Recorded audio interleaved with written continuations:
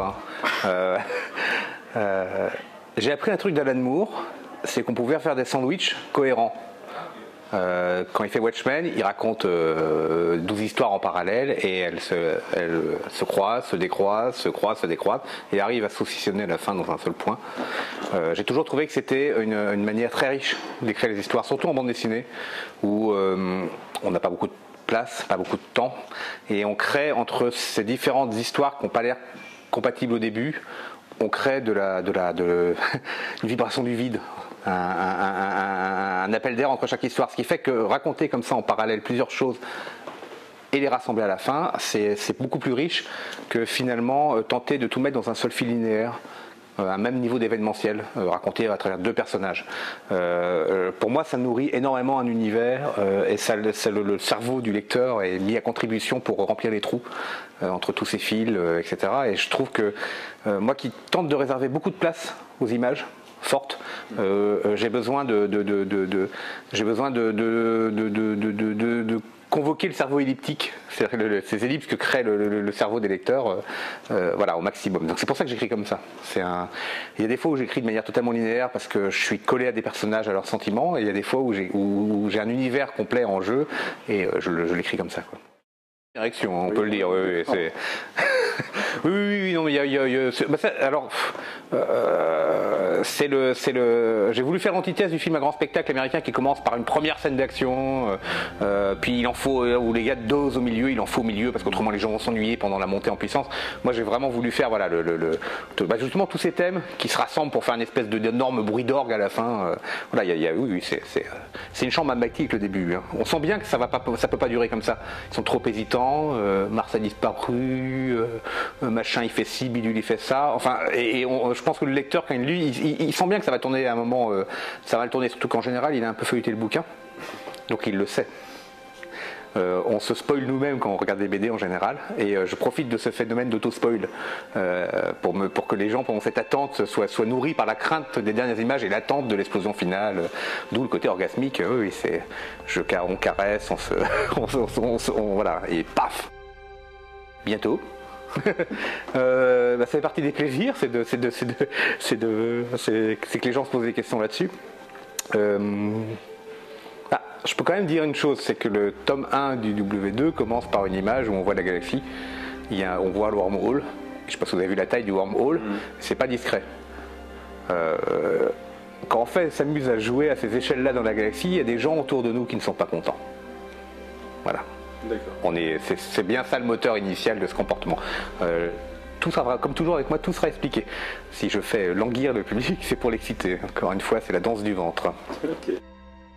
Soumettez-vous, c'est un message de plus que de guerre de religion, c'est la croisade de l'Inquisition contre les Albigeois, quoi. On est dans la violence absolue. Alors est-ce que c'est une histoire est-ce que c'est une incompréhension, est-ce que c'est le vrai sujet? Ça, je n'en dirai pas plus. Mais clairement, quand je représente un œil dans un triangle en début d'album, que je dis hérétique, soumettez-vous, il y a évidemment que je joue cette carte-là. Vous verrez si c'est une vraie carte ou si c'est une apparence, quoi. Il y a deux personnages qui le prennent, parce que Vidon s'empare aussi du rôle de Kalish, puisqu'il prend carrément son foulard, son bandana. On est vraiment dans le tome où les personnages que j'ai présentés comme principaux, qu'on pensait être le sale gars et une qu'on pensait être la sale chieuse, se sortent de ce rôle que j'ai présenté. Il n'y a pas alors que je ramène Kalish au même moment. En fait, on se retrouve avec quasiment 3 Kalish dans le bouquin. C'était un peu le but du jeu. C'est que on a un opéra entre 3 personnalités fortes là maintenant qui va se dessiner. C'est très différent de la manière dont j'avais écrit Universal War, où on était avec un petit paquet de losers, quoi, les 12 losers, on aurait pu appeler ça, quoi. Plus que des salopards, il y en avait un ou deux qui en étaient, mais le reste c'était surtout des gros losers de la vie, quoi. Donc c'était là on est au contraire, il se révèle qu'on a 3 personnalités fortes qui vont inévitablement s'affronter, s'opposer, se questionner. Je ne peux pas vous raconter la suite, mais tout ça a été écrit depuis longtemps, mais c'est vraiment on est vraiment sur, oui, c'est ce qui m'intéresse dans cette histoire-là, c'est de voir l'affrontement de ces trois titans, chacun à leur manière. Ce qui n'était pas le cas dans Universal War, même si à la fin, surprise, il y avait eu un affrontement qu'on n'avait pas vu, qu'on n'avait pas compris. Mais là, il est devant nos yeux, il va se jouer devant nos yeux, sachant que quand même dans le tome 3, on va voir revenir un sacré paquet de losers. Parce que il y a quelques autres survivants de la planète dans le vaisseau, et je peux vous assurer que c'est un sacré paquet de conches. Donc.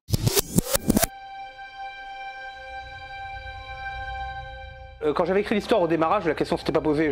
Comme j'avais écrit ces 18 tomes là, le squelette de ces 18 tomes, il était là dans la suite. Donc la question que je me suis posée, c'est quand je me suis remis à Universal War 2, c'est que je pouvais envisager de le faire réapparaître dès le tome 1.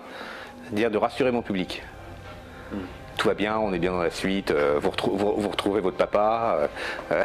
Et ce qui a été très drôle pour moi, surtout, c'est de jouer, à laisser penser dans le tome 1 que les personnages seraient tous nouveaux et qu'il n'y aurait pas de lien autre que cette mémoire du fondateur de Canaan. Mais oui, pour moi, c'est super. Pour moi, c'est très très drôle de le ramener. C'est un vrai plaisir parce que c'est un personnage. Voilà, qui a en plus un peu vieilli avec moi là. Il est plus vieux, je suis plus vieux. Il est la version un peu assagie et un peu pas à sa place là. En plus, on sent bien. Il y a même mon éditeur qui m'a dit mais il n'a pas de compassion pour les choses. Enfin, je lui dis mais attends, mais t'imagines, t'es tranquille, tu fais tes petits cours au Collège de France et puis il y a une nana qui arrive en disant on a besoin de toi, c'est la guerre. Il faut quand même quelques minutes d'adaptation, quoi. Il peut pas réagir positivement à ça. Il peut pas. Il était au sommet de sa gloire et d'un seul coup on lui annonce que tout fout le camp, quoi. Enfin, donc voilà, il y a vraiment ce plaisir de le ramener dans ce conflit, le Kalish accompli, celui qui pense avoir trouvé les solutions et être un cador. Quelque part, ce que je suis moi en tant qu'auteur qui s'est un peu accompli, qui est vraiment adulte maintenant, vraiment à l'aise, me refoutre dans la merde et le combat, c'est la meilleure des choses que je me souhaite et c'est la meilleure des choses que je souhaite à mon personnage, quoi. Le Kalish apaisé faisait des blagues. On sait bien, Steve Jobs sur la scène faisant des blagues sur les iMac, quoi. C'est à un moment, à un niveau de certaine puissance, en plus on peut se permettre d'être drôle. On est devenu beau, même si on ne l'était pas. Non mais riche, beau, intelligent et drôle. On oublie toujours le dernier coin du carré, mais c'est vraiment ça. Donc voilà, il est drôle, oui. Moi j'ai essayé de l'écrire drôle. Quelque part j'ai écrit, je me suis dit, mets-toi à sa place, t'auras envie de faire des blagues dans une conférence, quoi. Alors il y en a trois pour aller vite. Il y a le multi-univers. À chaque changement, il y a un nouvel univers qui se crée. Donc en fait, il y aurait un point initial et il y aurait une inflation des univers, comme il y a eu une inflation d'autres univers au niveau de l'espace. Il y a la version où chaque voyage dans le temps réécrit intégralement le temps, celle qu'on voit dans Retour vers le futur, hein, puisqu'ils vont modifier le temps et puis l'univers est complètement différent après cette modification, qui est la plus courante en général. Et il y a la version où de tout temps les choses ont lieu et ce qu'on découvre dans Terminator, enfin le premier film où finalement les Terminators en essayant d'aller tuer le fondateur provoquent la naissance du fondateur, quoi. Ce qui est quand même assez drôle. C'est celle qui me paraît la plus simple, même si c'est celle qui sous-entend qu'il ne peut pas y avoir de paradoxe. Mais ce que je dis en gros, c'est que s'il y a un paradoxe, il n'y a plus d'univers, donc s'il y a un univers, c'est qu'il n'y a pas de paradoxe. C'est un peu gonflé, mais de fait, on peut accepter que ce soit comme ça que ça fonctionne. En tout cas, c'est la règle que j'ai pris moi. Je fais clairement une charge dans le bouquin contre la règle du multivers. Parce que pour moi, créer, ce que Kalish explique, hein, c'est créer ex nihilo un univers à chaque fois que quelqu'un fait un voyage dans le temps. La conservation de la matière et de l'énergie, là, on cherche un petit peu comment elle fonctionne, même si ça se passe à un autre niveau, quoi. Quand j'utilise le trou de verre, qui est une vieille scie de la SF au moins depuis les années 80, je l'utilise de manière particulière puisque c'est un trou de verre orienté avec ce cône, donc c'est un objet physique non décrit, là, complètement original. Ce qui m'intéresse, voilà, c'est de rajouter un petit élément au bestiaire de la physique, même si je sais qu'a priori il est bidon. J'adorerais qu'un doctorant un jour me dise j'ai fait des études pour savoir si ça marche ou pas, quoi. Ce serait le sommet, mais voilà, c'est juste un plaisir de participer à ma toute petite échelle à ce grand bestiaire fascinant pour moi voilà, des objets scientifiques comme ça, spatiaux, temporels. Mais c'est avant tout pour le plaisir imaginatif que je fais ça. C'est pas, je suis pas scientifique. Enfin, je pense pas résoudre le moindre problème et je ne pense même pas proposer la moindre réelle nouveauté, même si mon petit wormhole orienté est un truc spécial, au sens où voilà, c'est un pur objet de l'esprit qui est pas. J'espère surtout que c'est comment dire ça, un contexte qui donne un sentiment de réalité au lecteur. Et que quand je lui dis derrière qu'une planète est détruite, il me croit. On dit qu'en fiction, il y a un moment de suspension du sens critique. C'est-à-dire que les gens acceptent de croire qu'il y a un ogre qui existe ou que le petit Pousset, ses parents vont l'abandonner dans la forêt, comme si on faisait ça, quoi. Enfin, mais le sentiment de grotesque vient vite en même temps si cette suspension ne marche pas.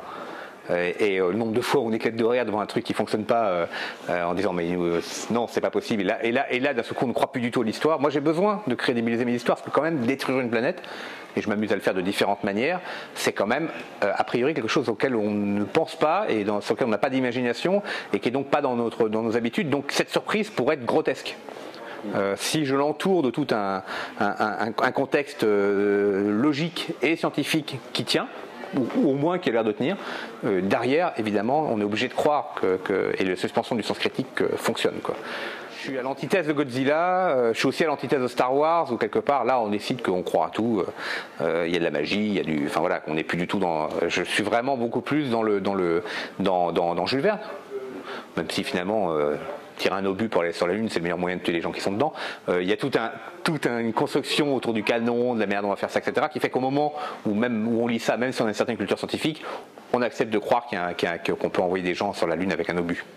Enfin, peut-être moins au XXIe siècle, mais en tout cas pendant un certain temps. Quand j'ai commencé Universal War 1 à l'époque, j'ai hésité à faire trop moderne au niveau de la narration. J'avais l'impression que le public franco-belge n'était pas prêt.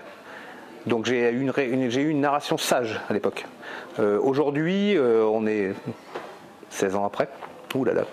La narration de type comics américaine ou manga est rentrée dans les mœurs de pas mal de gens, donc je peux me lâcher. J'ai commencé à le faire sur la fin d'Universal War, déjà le tome 5 et 6, il y avait des choses comme ça très fracassées. Donc voilà, c'est mon vrai plaisir pour moi, la bande dessinée, c'est ça.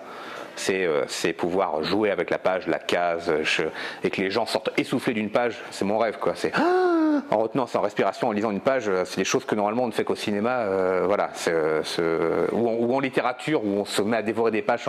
Voilà, j'espère vraiment réussir à faire ça en bande dessinée. L'antithèse de la bande dessinée sage, posée avec la petite rythmique dansante de case à case, pop, pop, pop, pop, voilà.